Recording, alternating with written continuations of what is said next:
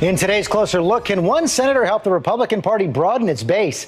Tim Scott of South Carolina is the first African-American senator from the South since Reconstruction, the first black Republican in over 3 decades. And as Scott learns the ropes in the Senate, he's got a message for his party. ABC's Jeff Zeleny went on the road with Scott in Charleston. Tim Scott is happy to be back home in South Carolina, giving high fives, posing for selfies. There you go. In every audience, hamming it up. This is my cousin. Look at that. Look at it down. For 5 years, he's been on a rocket ride, rising from the Charleston County Council to the House of Representatives to the U.S. Senate. Encourage me. We caught up with him the day Congress started its 5-week summer break, leaving a long list, including immigration, unresolved. When it's a hard question to wrestle with, it's how to be compassionate for people that you know are coming to your borders looking for a better way of life, and at the same time adhering to the laws of the country. Congress, both chambers, had 2 months to deal with this, and nothing. Walked away with absolutely nothing. I mean, is it not a crisis anymore? This is not a crisis that occurred in the last 2 months. The lack of collaboration, and then to show up in the 23rd hour saying, we need you to approve a $4 billion package, it's not the way to do it.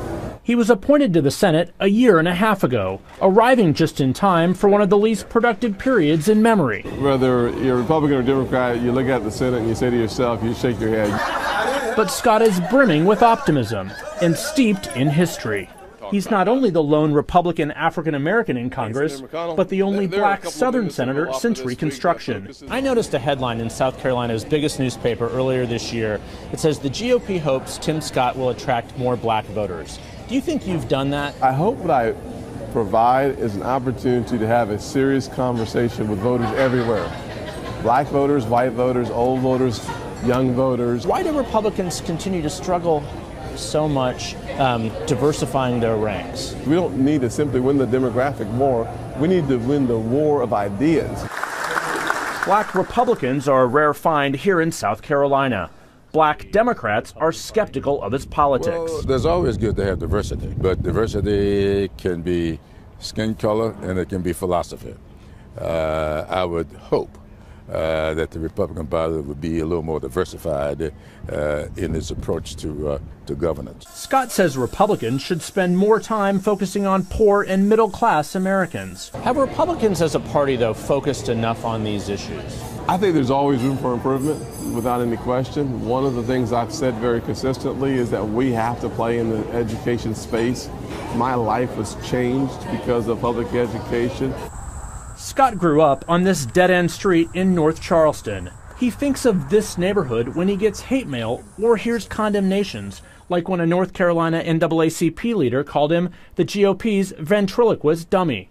When they say those criticisms, do they know that you grew up here? I mean, at the end of the day, these folks who are criticizing me, very few of them have taken the time to make a phone call, to have a conversation, to have a debate about my agenda. The truth of the matter is they have no clue who I am or what I stand for.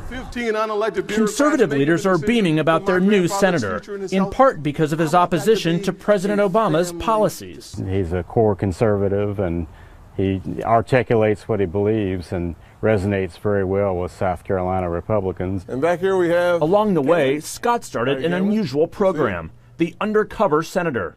One of his stops, a burrito restaurant, sweeping floors and chopping chicken, all to anonymously listen to voters' concerns. Did anyone have any idea that you were a United States Senator? Nope. You know, within an hour or hour and a half or so, covered. Typically, someone says, "Aren't you that guy?" No, I'm not Darius Rucker. I'm just Tim Scott.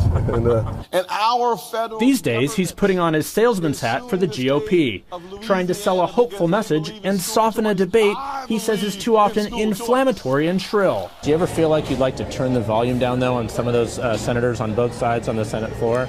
Well, let me say, yes. I mean, just to be blunt, absolutely. On whose microphone? Well, I can't be that blunt. In Republican-rich South Carolina, Scott's election in November seems almost assured. Hey, good to see you, sir. Y'all doing? It's his next chapter that's still to be written. There you go. For This Week, Jeff Zeleny, ABC News, Charleston, South Carolina.